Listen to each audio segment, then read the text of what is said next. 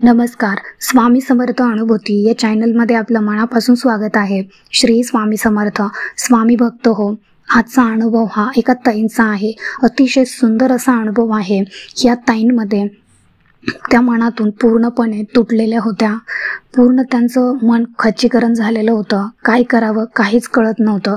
जेव्हा आपला नवराच आपल्याला साथ देत नाही तेव्हा तुम्हालाही माहिती, तुम्ही पण एक स्त्री आहात, की काय त्रास होतो आणि त्या त्रासातून कसं बाहेर पडावं, मुलाबाळांचं कसं होईल काहीच कळत नाही, काहीच मार्ग मिळत नाही.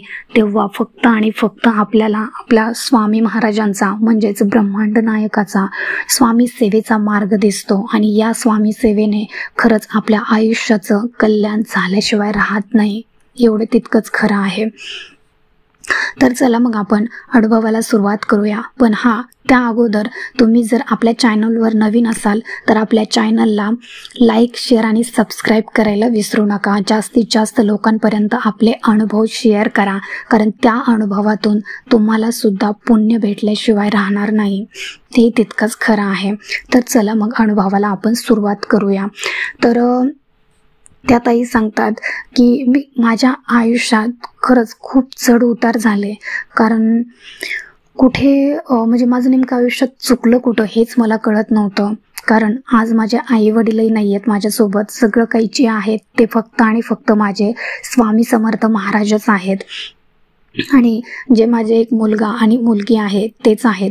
नवरा आहे पण तो पण मला साथ देत नाही. अक्षरशः मुलगा लग्नाला आलेला आहे, वय झालेलं आहे, तरी सुद्धा माझा नवरा असं म्हणतो, जेव्हा चार लोक त्यांना विचारतात की बाबा तुमच्या मुलाचं लग्न कधी करायचं आहे, तेव्हा माझा नवरा अक्षरशः त्या लोकांना सांगतो की मला काय माहिती कधी करायचं आहे ते. बघा, इतक्यापर्यंत जर नवरा आपल्या म्हणजे मुलाबाळांचं सुद्धा त्यांना प्रेम नाहीये, मुलाबाळांबद्दल सुद्धा प्रेम नाहीये, बायकोविषयी तर नाहीच नाही, पण कमीत कमी मुलांविषयी तरी प्रेम असायला पाहिजे ना. तर तेही त्यांच्याकडे नाहीये, तर असा नवरा काय कामाचा असं त्या ताईंना वाटायचं.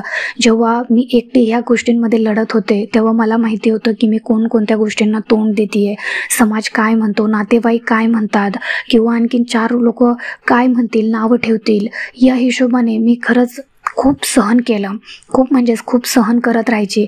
पण याच्यातून मला कसं बाहेर पडावं तेच कळत नव्हतं. एकीकडे मुलं बाळ होती, एकीकडे नवरा होता, आणि नवऱ्याला धरू का मुलाला धरू हे सुद्धा समजत नव्हतं. आतून पूर्ण तुटलेली होती.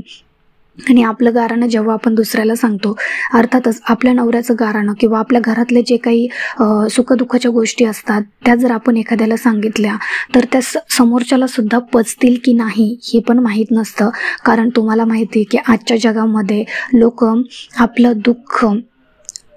दुःख जरी रडून ऐकलं तरी सुद्धा लोकांना ते हसून सांगतात. त्यामुळे कोणाला आपलं दुःख सांगावं आणि कोणाला नाही हे सुद्धा त्या ताईंना समजत नव्हतं. कारण त्या दुःखामध्ये इतकं म्हणजे त्या ताई खचून गेल्या होत्या की अक्षरशः त्यांना काय करावं काहीच समजत नव्हतं. तर त्या ताई म्हणतात की माझा मुलगा मुलगाही इंजिनियर आहे आणि त्याच्या लग्नाचं चाललेलं होतं. खूप प्रयत्न केले पण त्याचं लग्न जमत नव्हतं. त्यातून नवऱ्याची साथ नव्हती. तर घरात काही पैसा पाणी पाहिजे असेल तर तेही ते बघत नव्हते. तर त्या ताई सांगतात की असेच 2-3 महिने मी त्यातून मला केंजळे दादांचा नंबर मिळाला. म्हणजे केंजळे दादा आपल्याला सेवा देतात असं समजलं. मग मी केंजळे दादांना फोन केला आणि त्यांच्याकडून सेवा घेतली. तर त्यांनी मुलाच्या लग्नासाठी सेवा दिली. ती सेवा मला वाचता लिहिता येत नसल्यामुळे मला ती सेवा पूर्ण करता आली नाही. खूप सेवा दिलेली होती, पण त्याच्यापैकी माझी मुलगी शिकलेली असल्यामुळे मी तिला त्यातले काही गुरुचरित्राचे पारायण होते ते गुरुचरित्राचे पारायण करायला सांगितले आणि तेही मुलीने केले. त्यापैकी मी फक्त स्वामींचं नामस्मरण करत होते. अर्थातच मला कोणतेच ग्रंथ वगैरे वाचता येणार नव्हते आणि वाचता येत नव्हतं शिकलेले नसल्यामुळे. त्यामुळे मी फक्त स्वामींचं नामस्मरण करायचे. आणि स्वामींचं नामस्मरण करताना जेव्हा मला माझं जसं स्वामींचं नामस्मरण वाढत गेलं तसं आमच्या घरामधले जे काही प्रॉब्लेम्स होते ते खूप कमी झालेले दिसले मला. आणि 3 ते 4 महिन्यातच माझ्या मुलाचं लग्नही जमलं आणि लग्नसुद्धा झालं. बघा 4 महिने अगोदर जर त्या ताईंनी मागे पाहिलं तर त्यांचं आयुष्य कसं होतं आणि जेव्हा त्यांनी स्वामींची सेवा करायला सुरुवात केली आणि 4 महिन्यातच अगदी त्यांच्या मुलाचा म्हणजेच विवाहाचा प्रश्न सुटला, तेव्हा त्या ताईंचं आयुष्य कसं होतं, कसं झालं बघा. आणि ताई एवढ्या नशीबवान आहेत की त्यांच्या मुलीला त्यांची सूनबाईसुद्धा त्यांना स्वामी सेवेकरीच भेटली. इंजिनियर आहेत ते दोघं, पण आजकालच्या काळामध्ये तुम्हाला माहिती आहे की शिकलेल्या मुली धार्मिक नसतात. खूप जणी अशा आहेत की त्या धार्मिकतेला मानत नाहीत की कुठे देव असतो का, हे नाही मी करू शकत, ते नाही करू शकत. पण सुनबाईसुद्धा त्यांना धार्मिकतेचीच म्हणजेच स्वामी सेवेकरीच भेटली. आणि आज त्या दोघी मिळून म्हणजे सासूना दोघी मिळून त्या स्वामींच्या केंद्रात जातात, मठात जातात आणि खरंच मनापासून त्या दोघीसुद्धा सेवा करतात. प्रश्न राहिला तो फक्त त्या ताईंच्या नवऱ्यांचा, म्हणजेच तो ते पहिले पण घरामध्ये लक्ष देत नव्हते. तर फक्त कामास काम यायचं जायचं आणि म्हणजे बाहेरच काम करायचं, फक्त खाण्यापुरतं घरामध्ये यायचं. घरात काय चाललंय, काय लागतंय, मुलांचं काय, शिक्षणाचं काय, लग्नाचं काय, हे काही बघायचं नाही, फक्त यायचं आणि जायचं. तर मला सांगा की अशा नवऱ्याचं काय कामाचं घरामध्ये राहणं. म्हणजे त्या ताईंना असून किंवा नसून काही फरकच नव्हता ना, कारण कुठल्याच गोष्टीमध्ये त्यांच्या नवऱ्याची त्यांना साथ नव्हती. त्याच्यामुळे त्यांना असून नसून काहीच वाटत नव्हतं.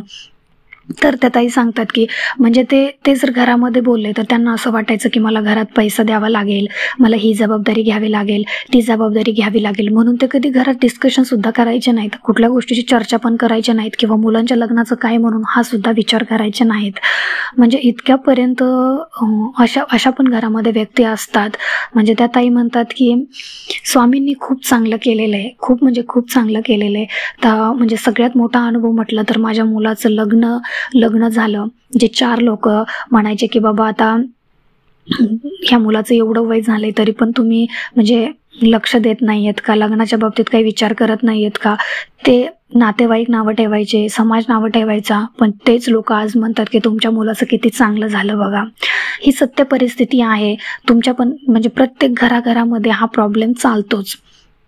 त्या ताई सांगतात की खूप संघर्ष केला मी, खूप संघर्ष केला. प्रत्येक गोष्टीमध्ये कुठलाच म्हणजे कोणाची साथ नसताना, म्हणजे लहानपणी काही दिवसांपूर्वीच आई वडील वारले, त्याच्यानंतर नवरा असा निघाला. जे काही आहे ते फक्त आणि फक्त आता मुलांसाठीच लढायचं. आणि जे आपले आई वडील आहेत ते आपलेच स्वामी महाराजच आहेत असं समजून त्या ताई स्वतःचं आयुष्य जगतात आणि स्वामी सेवा करतात. म्हणजे तुम्ही या ताईंची सेवा करण्याची इच्छा बघा किती आहे. त्या ताईंना लिहिता वाचता येत नाही तरी सुद्धा त्या ताई स्वामी सेवेत आलेल्या आहेत आणि स्वामी सेवा करता आहेत. मला सांगण्याचं एकच तात्पर्य आहे की जेव्हा म्हणजे तुम्ही जरी शिकलेले नसाल तरी सुद्धा तुम्ही स्वामी सेवा करू शकता. स्वामींचं तंत्रमंत्र तुम्ही ऐका, मोबाईलवर लावून द्या. स्वामींचं नामस्मरण म्हणजे जे काही मंत्र स्तोत्र आहेत ते तुम्ही ऐकून सुद्धा तुमचं पाठांतर होऊन जातं, ते पण तुम्ही म्हणू शकता. आणि स्वामींचं नामस्मरण करायला काही लागत नाही, म्हणजे वाचता लिहिता यावं असं काही नाही आहे. तुम्ही स्वतः फक्त श्री स्वामी समर्थ या मंत्राचा जप जरी केला तरी स्वामी तुमची साथ कधीच सोडणार नाहीत. तुम्हाला कोणत्याच दुःखातून, संकटातून म्हणजे तुम्ही किती अडकलेलं असाल त्यातून तुम्हाला नक्की बाहेर काढणार म्हणजे काढणारच. कारण स्वामींना त्यांचं नामस्मरण खूप प्रिय आहे. स्वामी नेहमी सांगतात, जो माझं नाम जपतो त्याला मी अखंड जपतो आणि जो माझ्या नामात राहतो त्याच्यावर माझं अखंड लक्ष असतंच आणि त्याचं संकट दूर करणं, दुःख दूर करणं हे माझं कामच आहे. त्यामुळे काही नाही जमलं तरी तुम्ही स्वामींचं नामस्मरण करत राहा, अगदी या ताईंसारखं. आणि त्या ताईंना खरंच खूप छान अनुभव आलेले आहेत आणि ताई सांगतात की इथून पुढेही त्यांची एकच इच्छा आहे की आता ह्या सुनेनी सुद्धा आमच्या घराला साथ द्यावी आणि जे काही कर्ज पाणी असेल किंवा काही दुसऱ्या अडचणी असतील त्यालाही या दोघांनी म्हणजे नवरा बायकोने, त्यांच्या मुलाने आणि सुनेने साथ द्यावी आणि त्यांचा संसार सुखाचा जावा.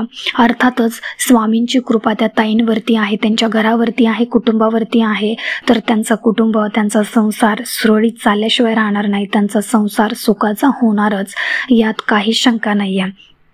कारण जिथे स्वामींच्या सेवेचा वास असतो ना, तिथे स्वामी असतातच.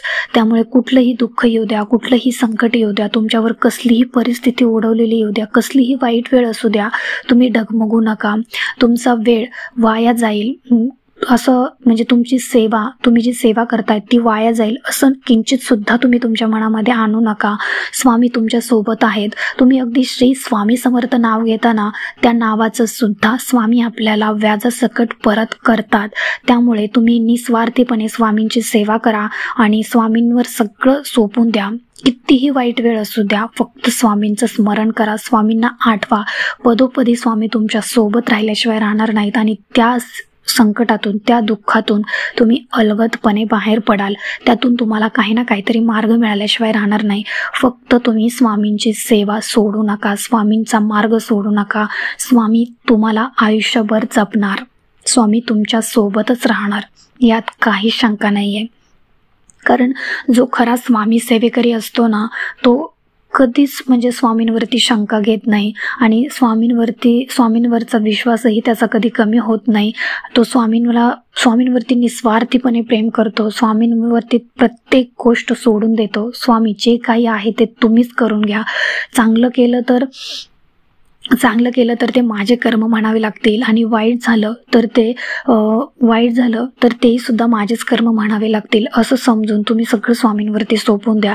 दोन्हीही जर चांगलं झालं तरी त्यात आपलाच फायदा असतो आणि वाईट झालं तरी त्यातही आपलाच फायदा असतो.